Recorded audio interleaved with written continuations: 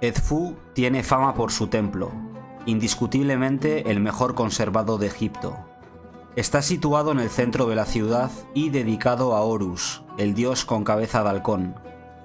Antigua capital del Nomo II del Alto Egipto, fue llamada Apolinópolis Magna por los griegos a consecuencia de la identificación de Apolo con Horus.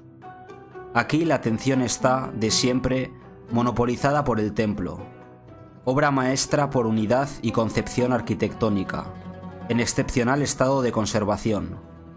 Su impecable aspecto se debe al hecho de que estuvo durante larguísimo tiempo cubierto casi completamente por la arena del desierto, que llegaba hasta los capiteles. El estado de abandono era tal que cuando en 1860 Auguste Mariette decidió liberarlo, fue necesario derribar casi un centenar de tugurios de los felá, que se habían ido construyendo sobre el templo. Solo cuando la inmensa cantidad de arena fue quitada, se pudo notar que el monumento estaba casi intacto. Ni siquiera el imponente templo de Karnak, al que le sigue en tamaño, estaba tan bien conservado. Con sus 137 metros de longitud, el frente de pilono de 79 metros y una altura de 36, tiene una planta muy homogénea y puede ser considerado como el arquetipo del templo egipcio. Una serie de habitaciones cada vez más pequeñas y oscuras conducen hasta el recinto más íntimo y reservado del templo, el Sancta Sanctorum. Antes de llegar al templo, es interesante visitar el Mamisi que se encuentra a la izquierda. Construido bajo Ptolomeo IX, Soter II, inicialmente estaba comprendido en el templo de Horus, pero luego fue transformado en un pabellón separado. Un peristilo rodea el vestíbulo, flanqueado por dos pequeñas habitaciones y un santuario. Originales son los capiteles de los pilares, donde aparece la cabeza del dios Bes, patrón de las mujeres durante el parto. En efecto, aquí todos los años se renovaba simbólicamente el misterio del nacimiento de Horus, y por lo tanto se había convertido en un lugar sagrado para todas las parturientas. Concebido en el escenográfico y más puro estilo tolemaico, de este templo se conoce casi toda su historia, gracias a las numerosas inscripciones y los detalladísimos bajorrelieves. La primera piedra se puso el día 7 del mes de Efifi, en el 10º año del reinado de Ptolomeo III, o sea, el 23 de agosto del 237 a.C. Los mismos bajorrelieves nos dicen también cuándo el templo fue terminado, el 5 de diciembre del año 57 a.C. Fueron necesarios casi 2 siglos para construir este enorme santuario, surgido sobre un edificio ya existente en la época de Tutmosis III. Gracias a una inscripción en el Naos sabemos que lo proyectó Imhotep, hijo de Ptah. Pero ello es imposible porque Imhotep era visir de Zoser, el constructor de la pirámide escalonada de Saqqara, y había vivido 23 siglos antes. Quizás se pueda explicar este hecho pensando que los sacerdotes arquitectos de este templo consideraron a Imhotep como un símbolo a quien referirse en su proyecto, y le vieron como a un mítico predecesor que garantizaba la perfección de su trabajo. Atribuyéndole el templo de Edfu, tenían la plena certidumbre de una obra perfecta. Tal como en Dendera y Kalabsha, también aquí un cerco de arenisca rodea el muro del templo, quedando entre las dos paredes una especie de camino de ronda. La fachada del templo se presenta en toda su grandiosidad con el magnífico pilono, constituido por 2 macizas torres que flanquean la entrada. Todavía hoy el pilono muestra las largas acanaladuras donde se colocaban las astas de los estandartes.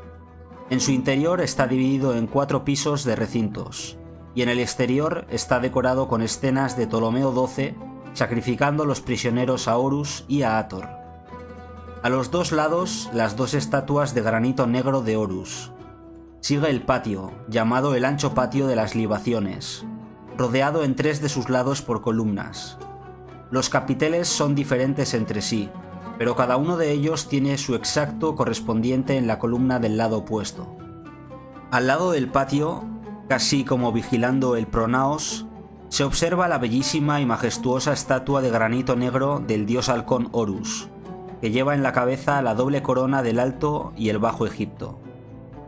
La sala hipóstila que sigue tiene 18 columnas, 12 de las cuales dispuestas en 2 hileras y predecidas por otras 6, unidas a mitad de su altura por muros de intercolumnio.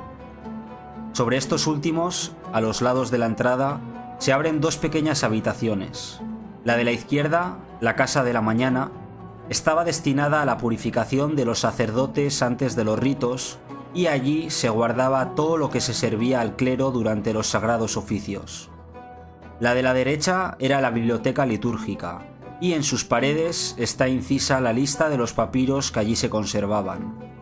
De aquí se pasa a la segunda sala hipóstila, más pequeña que la anterior, con 3 hileras de 4 columnas y comunicante con la cámara de las ofrendas sólidas y la cámara de las ofrendas líquidas. En otro recinto se preparaban las ofrendas. En las paredes la lista de las sustancias empleadas durante el rito. Al lado de esta sala se encuentra la cámara de las ofrendas, de donde arrancan 2 escaleras que llevan a la terraza. Se cruzaba luego otra habitación, la sala central o sala intermedia, a la izquierda de la cual se tenía acceso a la capilla del dios Min, y se llegaba finalmente en esta simbólica y sugestiva progresión de recintos cada vez más estrechos y oscuros al santuario, que cobijaba la imagen del dios. La última cámara conserva todavía el naos, un soberbio tabernáculo monolítico de granito gris de 4 metros de altura, edificado el año 360 a.C., en tiempos de Nectanebo II, y que por lo tanto pertenece al templo más antiguo. Alrededor del santuario se despliega el pasillo de los misterios, al que dan 10 habitaciones, cada una de ellas con sus atributos específicos, y dedicada a las divinidades asociadas al culto de Horus, como Osiris, Sokar, Khonsu, etc. La rica decoración del interior se encuentra también en las paredes exteriores del gran pasillo. Las escenas son sumamente interesantes y los temas representados son exclusivamente del asunto religioso. Entre otros, la colocación de la primera piedra del templo, el himno a Mut, el nacimiento y el culto de Horus, su victoria sobre los enemigos de su padre Osiris, etc. Las escenas litúrgicas representadas son muy numerosas. No es casual, porque en el templo de Edfu se celebraban 3 fiestas importantísimas: la fiesta de Año Nuevo, el matrimonio anual de Horus con Hathor de Dendera y la celebración del triunfo de Horus sobre Set.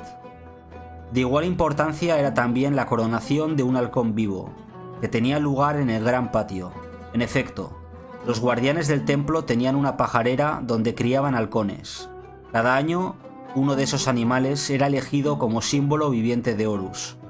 De esa pajarera, conocida como el Templo del Halcón, se ha perdido toda huella. En cambio, está extraordinariamente presente la imagen del dios que, como por arte de magia, se ha petrificado en las grandes estatuas de granito, inmóviles y vigilantes centinelas de su templo.